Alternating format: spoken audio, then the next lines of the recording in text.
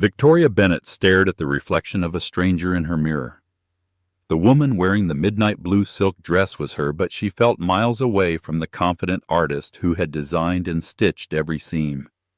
Tonight wasn't about celebrating her art. It was about survival. It was the first time she would be in the same room as her ex-husband Gregory since he had systematically shattered her world piece by piece.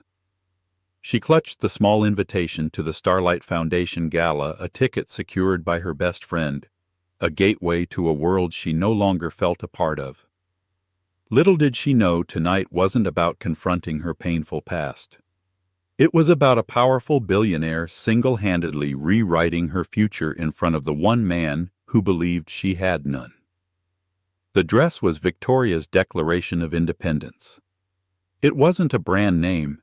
It wasn't dripping in the kind of ostentatious jewels Gregory Davies admired. It was simply her. The fabric was a deep, complex midnight blue, a custom-dyed silk charmeuse that seemed to drink the light and hold shadows within its folds. It wasn't a conventional ball gown. The silhouette was asymmetrical, with one long flowing sleeve and one bare shoulder, a subtle nod to the imbalance she'd felt for years. The bodice was meticulously structured with architectural folds, a technique she'd spent months perfecting in her tiny studio apartment, a space that smelled perpetually of coffee and determination.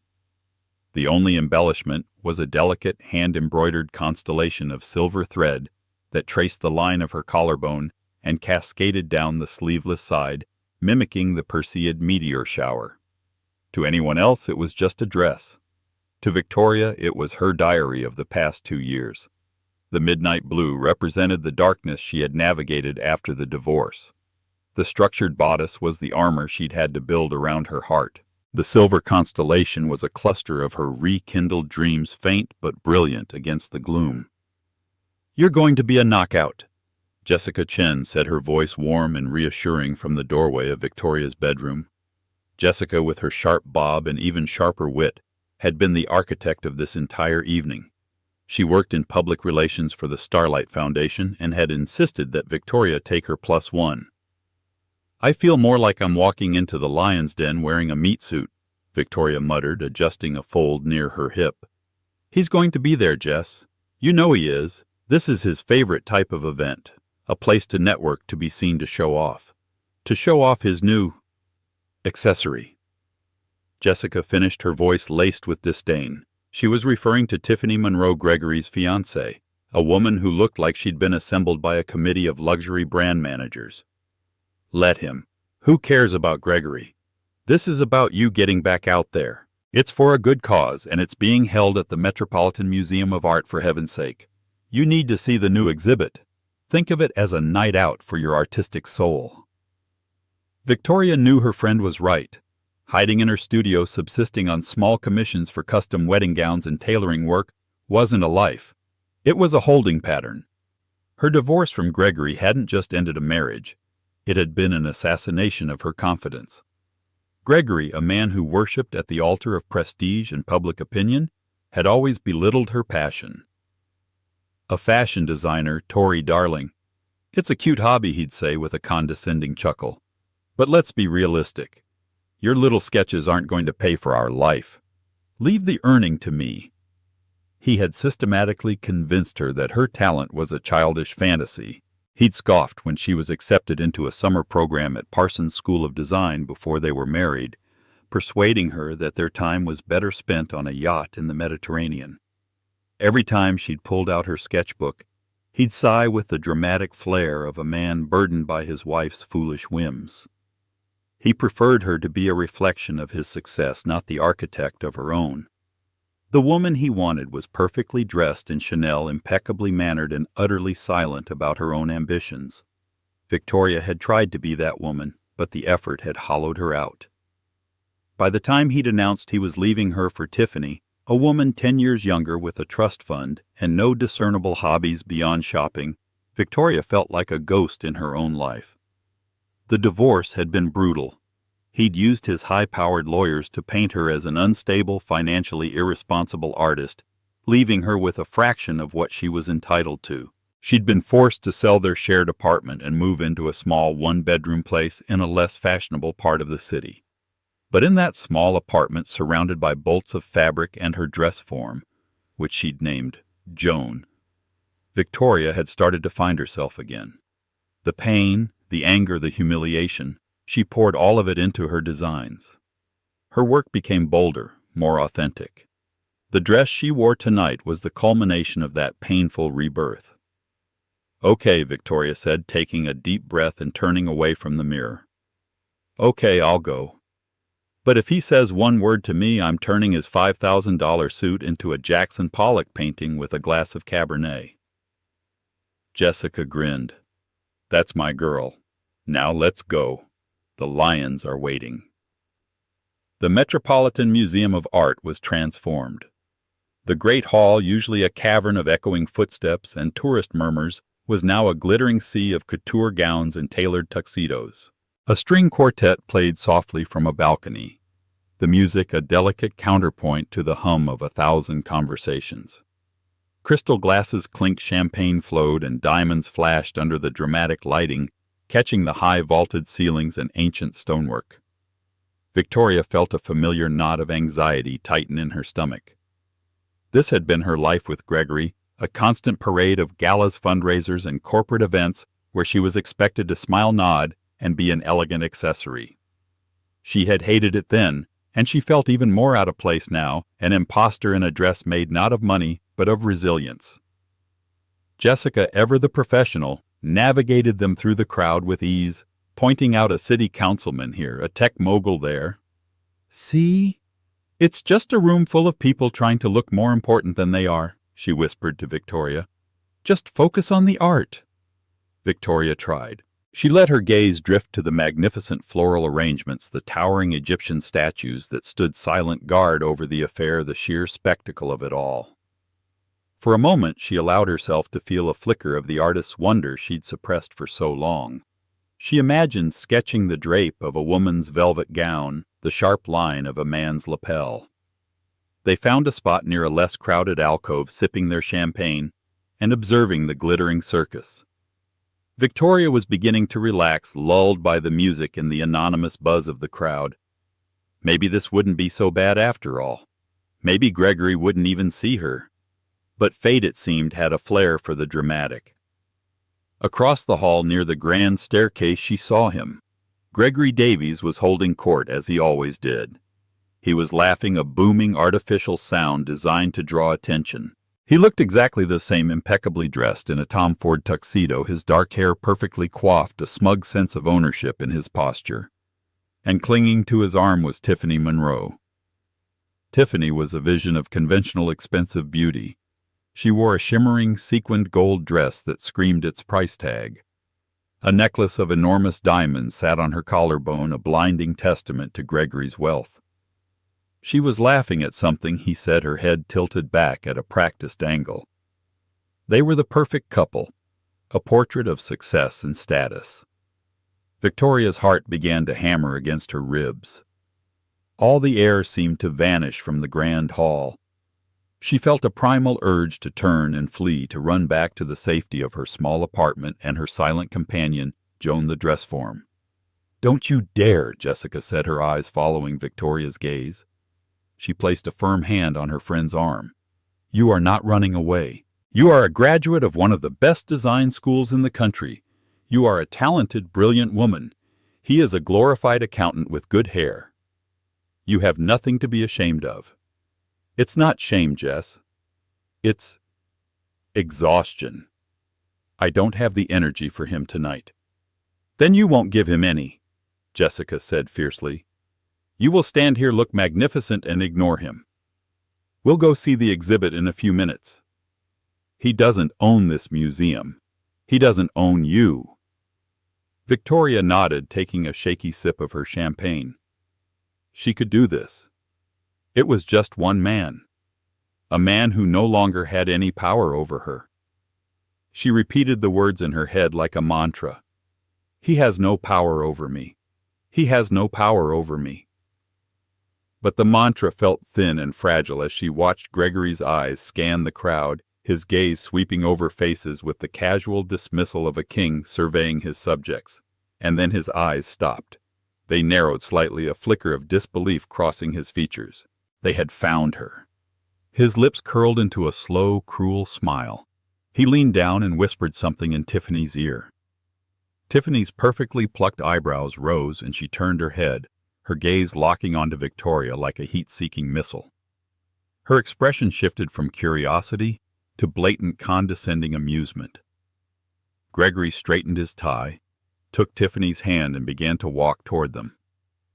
Every step he took felt like a drumbeat counting down to a confrontation Victoria knew was inevitable, and one she was terrifyingly unprepared for. The gilded cage had just shrunk and the lion was coming for her. The short distance across the marble floor felt like miles. With each step Gregory and Tiffany took, Victoria felt her carefully constructed armor begin to crack.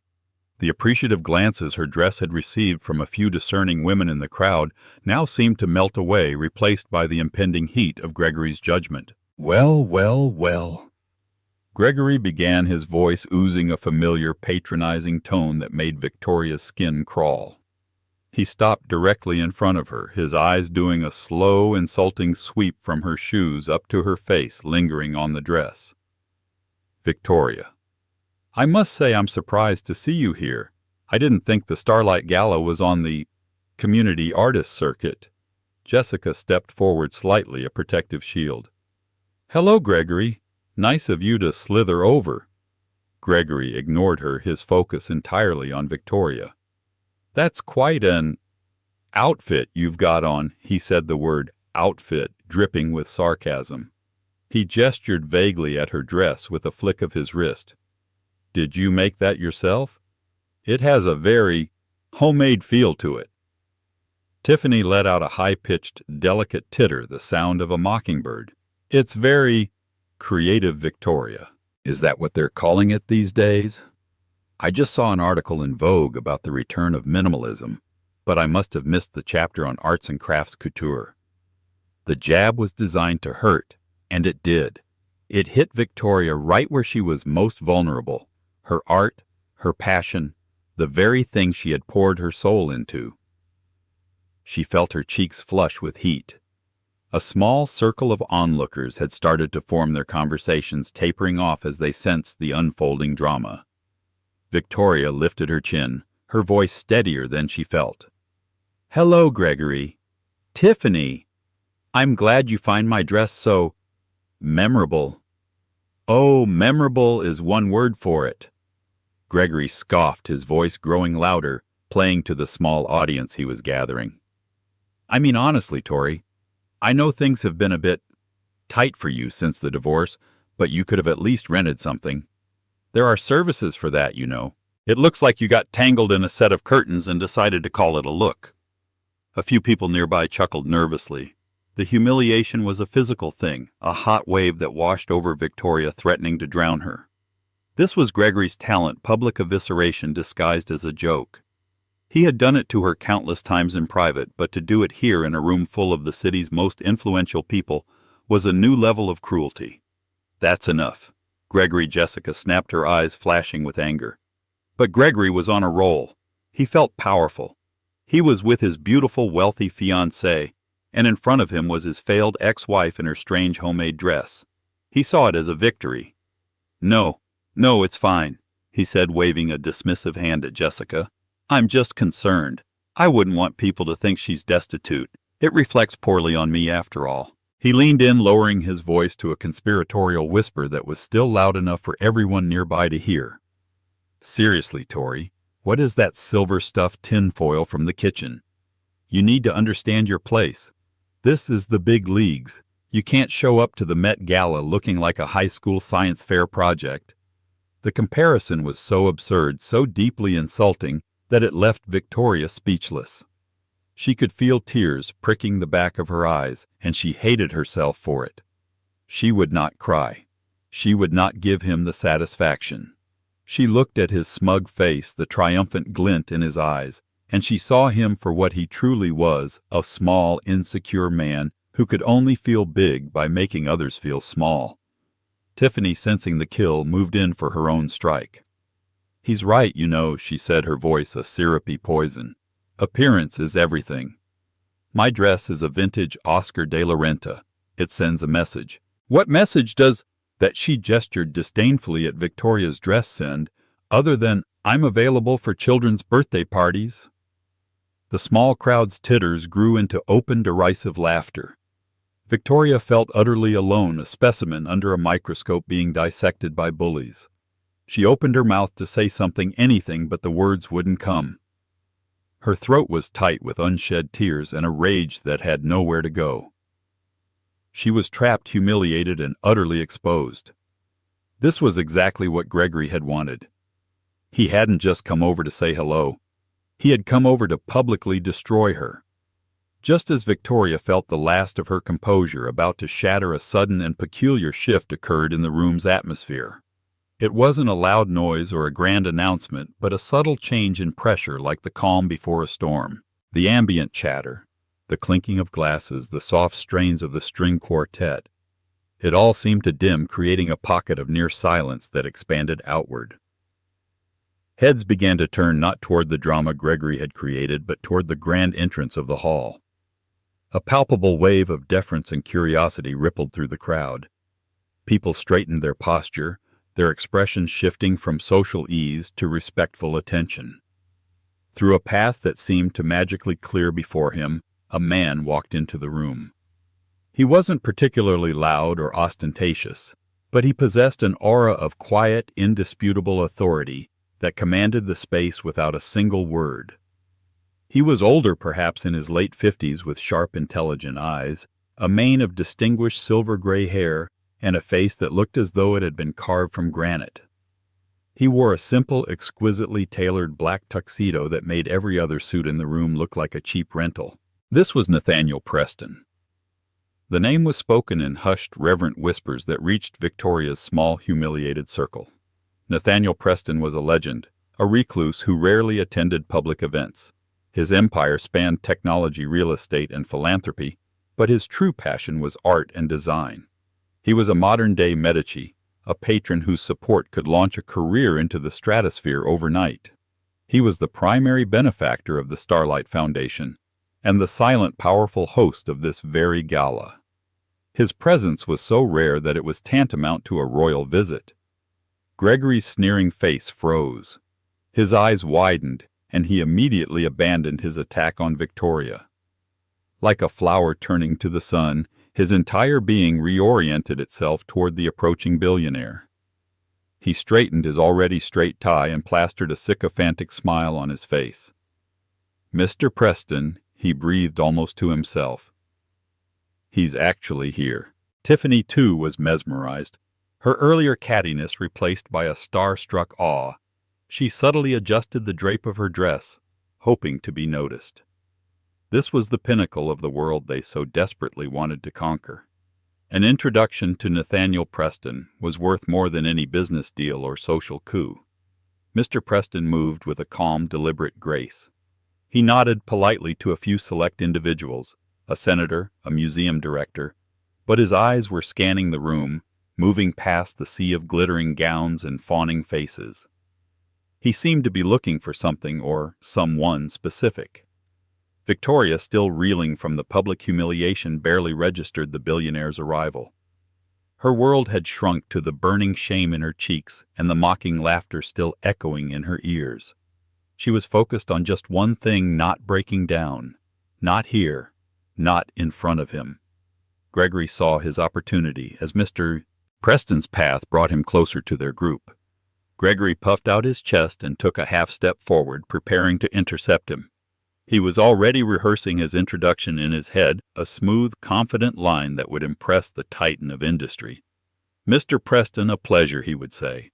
"Gregory Davies of Davies Financial."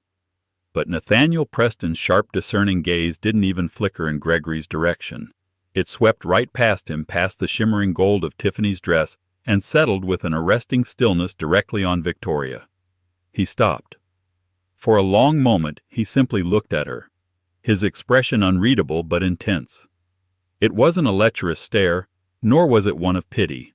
It was a look of profound analytical appreciation. His eyes weren't on her face, but on her dress. He studied the asymmetrical neckline, the architectural folds of the bodice, and the delicate silver embroidery that shimmered like a captured galaxy against the midnight blue silk. The silence grew. The onlookers held their breath. Gregory's prepared smile faltered, confusion clouding his features. Why was the most powerful man in New York staring at his insignificant ex-wife, Nathaniel Preston, took 2 more steps, closing the distance until he stood directly before Victoria. He completely ignored Gregory and Tiffany as if they were nothing more than decorative statues. The storm had arrived, but its center was a profound and unnerving quiet, and Victoria was standing right in the middle of it. Nathaniel Preston's voice, when he finally spoke, was a low, resonant baritone that cut through the silence with effortless authority. It was directed solely at Victoria. "Forgive the intrusion," he said, his gaze still fixed on the craftsmanship of her dress. "But I have to ask about this piece. The construction is remarkable." Victoria was so stunned she could barely process the words. The most powerful man in the room, a man her ex-husband practically worshipped from afar, was speaking to her, not just speaking, but asking about her dress. Thank you," she stammered, her voice barely a whisper. Mr. Preston's eyes lifted to meet hers. They were a piercing shade of blue, and they held no judgment, only genuine intellectual curiosity. The bodice work, he continued, gesturing slightly with his hand. "Those are Marioni folds, aren't they? It's a notoriously difficult technique. I haven't seen it executed this flawlessly since I saw a private collection of vintage Yamamoto. And the choice to pair that structural severity with the organic cascade of the embroidery, it's a brilliant contradiction." He spoke with the precision of a true connoisseur, using terms that only a student of fashion history and design would understand. He saw the technique, the artistry, the intention behind every stitch. He saw everything Gregory and Tiffany were blind to. Gregory's face was a mask of utter bewilderment. He couldn't comprehend what was happening. He cleared his throat, trying to insert himself into the conversation. "Mr. Preston," he said, his voice strained with forced bonhomie. "A pleasure to finally meet you. Gregory Davies." He extended a hand that Mr. Preston completely ignored. "My fiancée, Tiffany Monroe." Tiffany gave a small, nervous wave. Mr. Preston's eyes flickered to Gregory for a fraction of a second, his expression one of faint annoyance, before returning his full attention to Victoria. "And this embroidery," he said, leaning slightly closer to examine the silver thread. "It's not machine work. It's hand-stitched. The tension is perfect. This is the work of an artist, not just a tailor. May I ask the designer?" This was it, the moment of truth. Victoria's heart hammered in her chest. She could feel Gregory's impatient, confused stare boring into her. Before she could answer, Gregory let out a short, disbelieving laugh. He couldn't help himself. The situation was so absurd to him that he assumed the billionaire must be mistaken, or perhaps making a very strange, dry joke. "Oh, you're very kind," Mr. Preston, Gregory interjected, stepping forward again. "But you're giving her too much credit. This is my ex-wife, Victoria. She made it herself, a little hobby of hers. As I was just saying, it's a bit of a craft project. She was always playing with fabrics and needles." The air grew thick with tension. Gregory had just belittled her work, her art, directly in front of the one man who seemed to genuinely appreciate it. He had called her masterpiece a craft project. Nathaniel Preston slowly turned his head, his piercing blue eyes finally locking onto Gregory. The temperature in the immediate vicinity seemed to drop 10 degrees. The faint, polite curiosity on the billionaire's face was gone, replaced by a look of cold, sharp disdain. "A craft project." Mr. Preston repeated, his voice dangerously soft. "You believe a piece with this level of technical skill, a design that so perfectly balances avant-garde structure with classic elegance, is a craft project." Gregory faltered, realizing he had made a catastrophic misstep. "Well, I mean, compared to a real designer like an Oscar de la Renta," he stammered, gesturing toward Tiffany's dress as if for validation. Mr. Preston gave Tiffany's sequined gown a glance so brief and dismissive it was almost insulting. That Oscar de la Renta is a beautiful, safe commercial piece from his 2018 resort collection. It was produced by the thousands. He said, his voice flat and unimpressed. He then turned his gaze back to Victoria's unique creation. This is a one-of-a-kind statement. This is art. Only a person with absolutely no eye for talent, no understanding of design, and no appreciation for true craftsmanship would fail to see the difference. The takedown was so swift, so precise, and so utterly devastating that Gregory was left speechless. His face, which had been smug and triumphant only moments before, was now rapidly turning a blotchy shade of red. The small crowd of onlookers stared, their expressions a mixture of shock and morbid fascination. They were witnessing a public execution, and Gregory Davies was the one on the chopping block. The silence that followed Nathaniel Preston's scathing assessment was deafening. Gregory stood frozen, his mouth slightly agape, looking like a fish that had just been unceremoniously yanked from the water. Tiffany Monroe looked horrified, her eyes darting between her fiancé's reddening face and the imposing figure of the billionaire, as if realizing she had hitched her wagon to a fool. Victoria felt a strange sense of vindication wash over her, a warm tide pushing back the cold shame. Every condescending word Gregory had ever said to her, every dismissive chuckle every time he'd called her passion a cute hobby, it was all being invalidated, dismantled, and discarded by the most respected man in the room. Mr. Preston was not finished. He turned back to Victoria, his demeanor softening once more. "I asked you for the designer's name," he said gently. Victoria took a deep breath, finding her voice at last. It came out clear and strong. "The designer is Bennett," she said. "Victoria Bennett." A slow, appreciative smile spread across Nathaniel Preston's face. "Bennett," he repeated as if tasting the name. "I knew it. I've been following your work since your graduate showcase at Parsons. Your final collection was audacious, brilliant. I tried to contact you afterward, but my office was told you weren't pursuing a career in design." Victoria's mind reeled. She remembered that time. Gregory had intercepted the calls and letters telling her they were just form letters and unpaid internship offers not worth her time. He had told her, "Tori, they're just trying to get free labor out of you. You're better than that.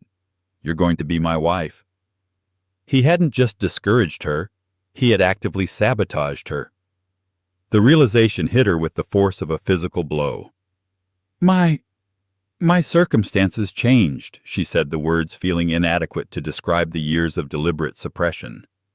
Gregory, finally recovering his ability to speak, decided to dig his own grave even deeper. Pride and desperation made him reckless.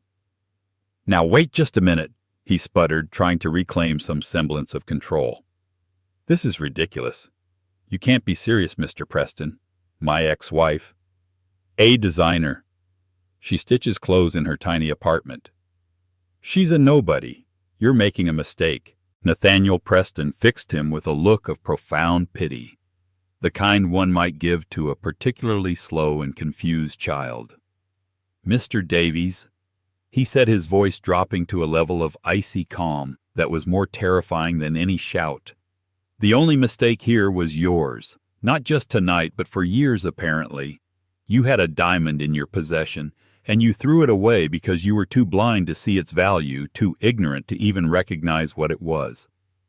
He paused, letting the words hang in the air, each one a nail in Gregory's social coffin. Then he delivered the final decisive blow. "For the past 6 months I have been conducting a private international search for a visionary designer to helm a new venture of mine. A modern couture house that will blend classic artistry with disruptive forward-thinking design. I've considered dozens of celebrated names from Paris, Milan, and London." He turned his full attention back to Victoria, his smile returning warm and genuine this time. "But the person I wanted, the one whose portfolio showed more raw talent and unique vision than all the others combined, was an elusive designer named Bennett. I am launching Preston Couture next fall, and I came here tonight hoping to find you Ms. Bennett, and to ask you in front of this illuminating company if you would do me the honor of becoming its first creative director and head designer." The entire room seemed to gasp as one. It wasn't just an offer. It was a coronation. Head designer of Preston Couture. It was a position that would instantly make her one of the most talked about names in fashion. It was a dream she had not even dared to dream for herself. Tears no longer of humiliation but of overwhelming, shocking joy welled in Victoria's eyes. She looked from the sincerity in Nathaniel Preston's face to the utter catastrophic ruin on Gregory's. He looked like he had been struck by lightning. His face was pale, his eyes wide with the horror of his monumental miscalculation. He hadn't just insulted his ex-wife's dress. He had insulted the business partner of Nathaniel Preston. He hadn't just mocked her. He had mocked the future of fashion. The aftermath of Nathaniel Preston's announcement was as swift as it was brutal. The scene became a masterclass in social physics. Gregory and Tiffany, who had been the center of a small, admiring circle, suddenly found themselves standing in a vacuum. The onlookers who had been enjoying the drama now looked at Gregory not with amusement, but with a mixture of pity and contempt. They began to turn away, whispering amongst themselves, creating distance as if his failure were a communicable disease. "Mr. Preston, I had no idea," Gregory stammered, his voice cracking. He looked desperately at Victoria, a pleading, horrified expression on his face. Victoria, congratulations. This is wonderful." The attempt at salvaging the situation was pathetic, and everyone knew it. Victoria simply looked at him, the tears shimmering in her eyes but not falling.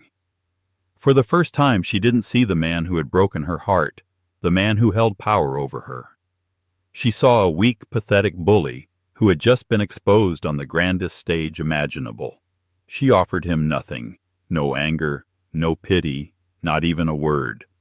Her silence was more damning than any insult she could have hurled. Nathaniel Preston, acting as if Gregory no longer existed, gently offered Victoria his arm. "There are some people I'd like you to meet. Ms. Bennett. The editor-in-chief of American Vogue is over by the sarcophagus, and the lead curator for the Costume Institute is dying to discuss your technique." As he led Victoria away, the crowd parted for them like the Red Sea. Whispers followed them, but they were no longer about Victoria's strange dress.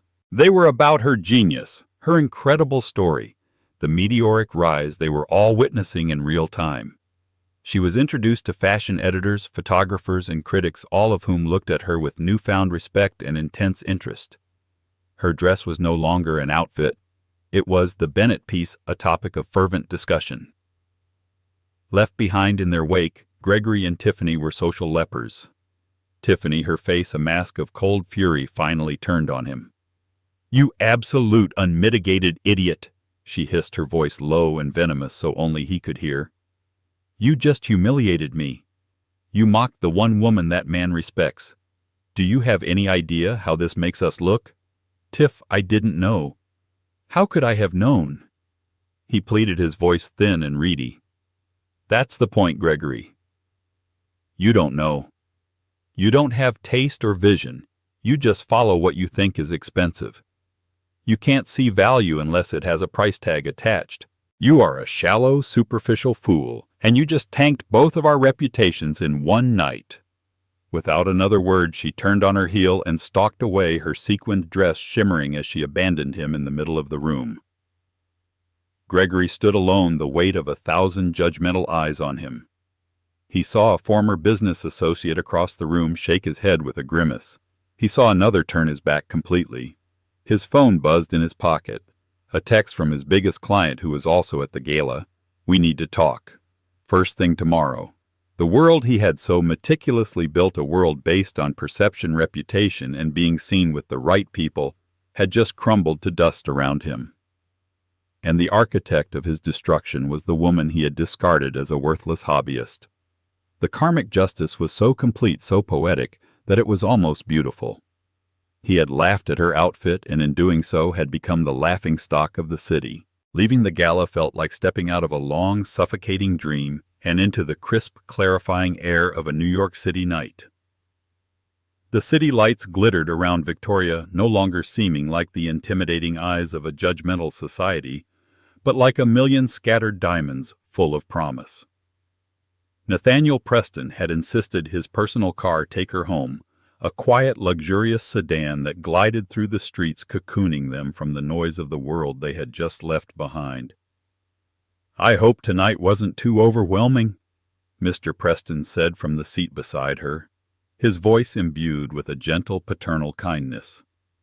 "It was a lot," Victoria admitted, a small, genuine smile finally reaching her lips as the adrenaline began to subside. "But not in the way I expected. Thank you. For what you did, and more importantly, for what you saw in my work." "I only spoke the truth," he replied, his gaze fixed on the passing cityscape. "Talent should be recognized. It should be nurtured, not ridiculed. I am only sorry that it took this long for you to receive the platform you deserve." He paused, a flicker of old sadness crossing his features. "My late wife Eleanor was a painter, a brilliant one. Her canvases were filled with so much life, so much raw emotion. But her style was unconventional for the time. The critics and gallery owners, they were dismissive. They called her work unrefined, too emotional, a lady's hobby. They broke her spirit long before she fell ill." He turned to look at Victoria, his blue eyes sharp with the memory. "When I heard your ex-husband use those same kinds of words tonight, hobby, craft project, it was like hearing an echo of every small-minded man who ever looked at Eleanor's genius and saw nothing. I made a promise to her memory that I would never let true talent go unseen if I could help it. Your work, Miss Bennett, has the same unapologetic fire her paintings had. I will not let it be extinguished." The raw honesty of his story forged an immediate, powerful bond between them. This wasn't just business for him. It was a mission. The conversation shifted from the drama of the evening to the exciting future. They spoke of studio space, of trips to source fabrics from heritage mills in Italy, of the artistic statement they would make with Preston Couture's debut. For every dream Victoria had cautiously held in her heart, Nathaniel Preston had a practical, well-funded plan to make it a reality. By the time the car pulled up to her modest apartment building, she wasn't just Victoria Bennett, the vindicated artist.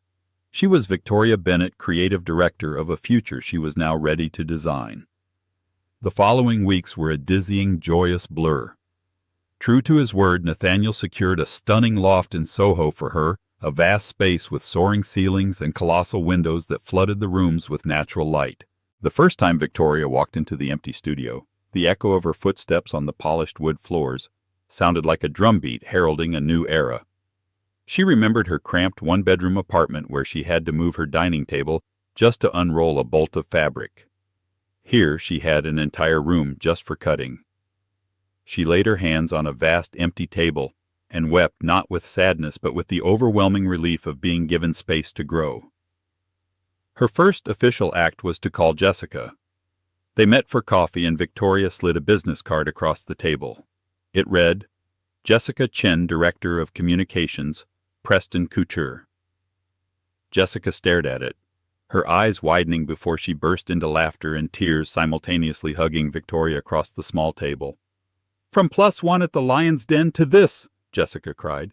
"It's the best comeback story I've ever heard."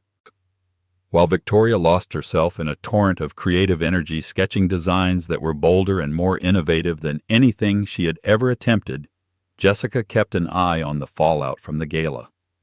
One afternoon, she forwarded Victoria an article from a popular society gossip column titled, "The Gala Ghoul: How Gregory Davies Talked Himself Out of a Fortune." It detailed with scathing wit how his biggest client had publicly pulled their entire portfolio the very next day, citing a catastrophic lack of foresight and judgment. The article went on to describe Tiffany Monroe's spectacularly cold statement calling off the engagement, in which she noted her desire for a partner whose vision extends beyond the price tag. Gregory's name had become a punchline, a cautionary tale whispered at cocktail parties about the high cost of arrogance. Victoria read it not with glee, but with a quiet, detached sense of finality. His chapter was over. About a month after the gala, a lavish bouquet of white roses, a flower Gregory knew she disliked for its lack of character, was delivered to the studio. The card inside was written in his familiar arrogant script. "I am so sorry. I was a fool. Can we please talk, G?" Victoria held the card, the sharp corners pressing into her palm. For a fleeting second she remembered the man she had once loved, the glimmers of charm that had first captivated her. Then that memory was instantly eclipsed by the phantom echo of his laughter at the gala cruel public and intended to shatter her.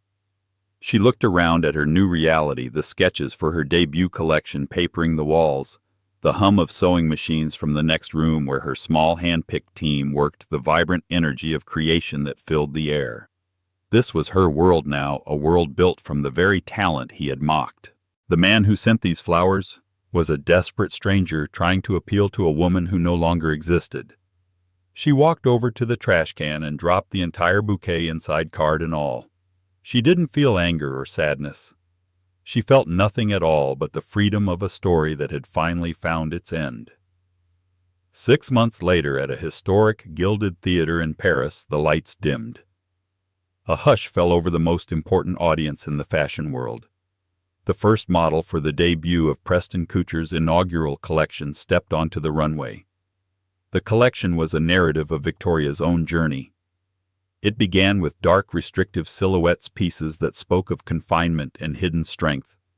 It slowly transitioned into designs that were slashed and deconstructed only to be pieced back together with seams of brilliant silver and gold thread, an homage to the beauty of healing. The final piece of the show was a breathtaking reimagining of the midnight blue dress she had worn to the gala. This version was even more daring. The architectural bodice more pronounced, the asymmetrical sleeve flowing like liquid night. But now the hand-embroidered constellation wasn't just a delicate trace. It was an explosive, brilliant supernova of diamonds and silver beads that cascaded down the entire length of the gown, dazzling under the runway lights.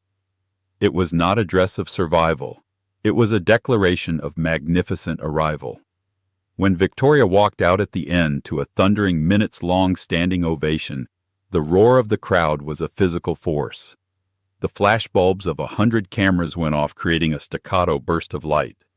She saw Nathaniel in the front row, his eyes shining with a proud paternal smile. Beside him, Jessica was weeping openly with joy.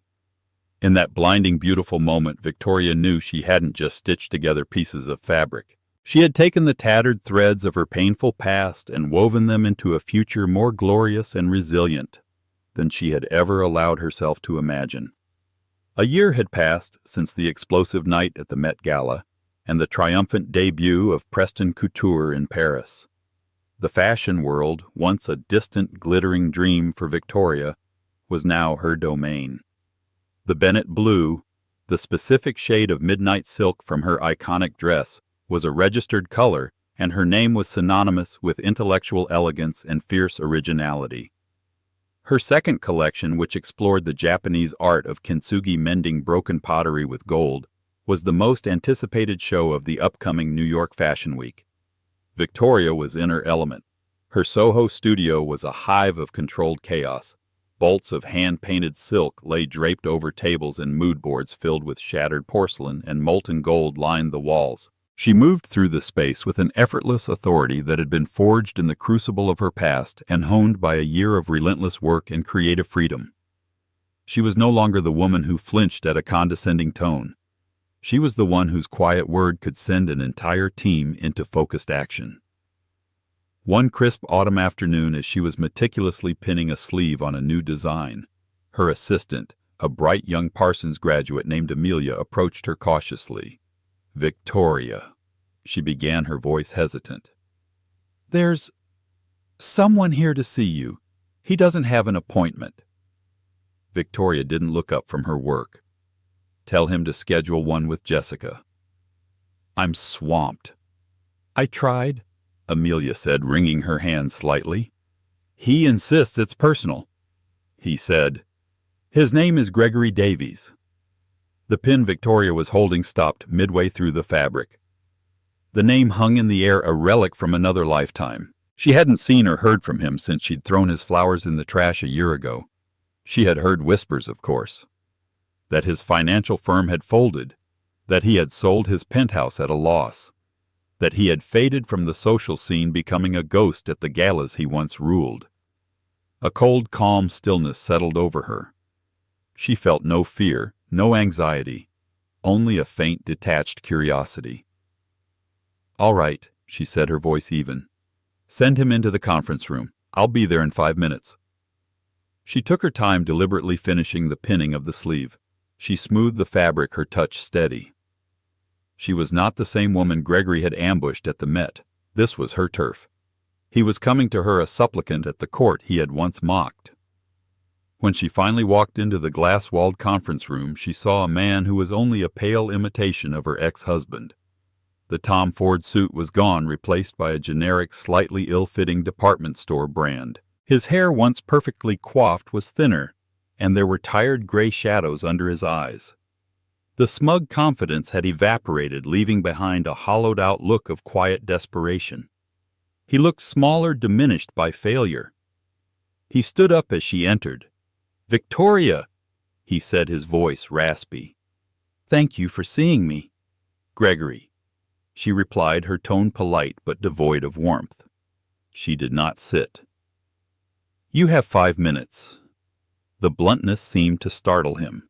He had perhaps expected some lingering emotion, some flicker of their shared past that he could leverage. "You look well," he said, gesturing vaguely at her and the bustling studio visible through the glass. "All of this, it's incredible. I was wrong. About everything I was so wrong. You're a genius, Tori. I see that now." The compliment landed with a thud, empty and self-serving. He wasn't praising her. He was just stating the new accepted reality. "What do you want, Gregory?" she asked, cutting through the preamble. He swallowed hard, his gaze dropping to the polished concrete floor. "I'm in trouble, Tori. Everything. It all fell apart after that night. No one would work with me. No one would even take my calls. It was like I became a pariah overnight." "Actions have consequences," she stated simply. It wasn't an accusation, just a fact. I know," that he said, his voice rising with a frantic edge. "And I deserve it. I was an arrogant fool. A blind, arrogant fool. But I'm asking you for the sake of what we once had. I need a life raft, a job, a loan, even just a recommendation. A word from you or Mr. Preston would open doors for me again. Anything." There it was, the final pathetic plea. He had come to the woman whose dreams he'd tried to kill, asking her to resurrect his own. Victoria looked at him, and for the first time she felt a flicker of something. It wasn't pity, but a profound sense of finality. She saw the vast, unbridgeable chasm that now separated them. "The woman whose history you're trying to appeal to doesn't exist anymore, Gregory," she said, her voice soft but unyielding. "You made sure of that. The person you knew was insecure, she was quiet, and she allowed her worth to be defined by you. That person is gone. I am not her." She took a step closer, her gaze unwavering. "You didn't just laugh at my dress that night. You laughed at my soul, at my ambition, at the very core of who I am. And in doing so you severed the last thread that connected us. What we once had was an illusion that you created and I was too afraid to shatter. Now it's shattered for good." She turned toward the door. "I will not help you. Not because I wish you ill, frankly, I don't think about you at all, but because my life's work is about building beautiful things. And you, Gregory, are a ruin. You must learn to rebuild on your own." Without a backward glance, she walked out of the conference room, leaving him standing alone in the glass box, a relic in a museum of a future he had no part in. She walked back to her work table, picked up her needle, and made the first perfect golden stitch in a design meant to celebrate the beauty of healing what was broken. Victoria's story is a powerful reminder that true worth is never defined by the cruel words of those who want to see you fail. She found her strength not in revenge, but in her own talent and the resilience to pursue her passion against all odds. Her ex-husband tried to tear her down, to make her small and insignificant, but he only succeeded in placing her on the perfect stage for her greatest triumph. In his attempt to mock her art, he revealed his own ignorance and paid the ultimate price, losing his reputation, his fiancée, and his standing in the world he valued so much. Victoria's journey shows us that the most beautiful creations often arise from the deepest pain, and that living well fueled by your own success is truly the best revenge. What did you think of Gregory's shocking public humiliation? Do you believe he got exactly what he deserved? Let us know your thoughts in the comments below. And for more dramatic stories of justice and empowerment, don't forget to like this video, share it with someone who needs to hear it, and subscribe to our channel. Your support helps us bring more incredible stories like Victoria's to life.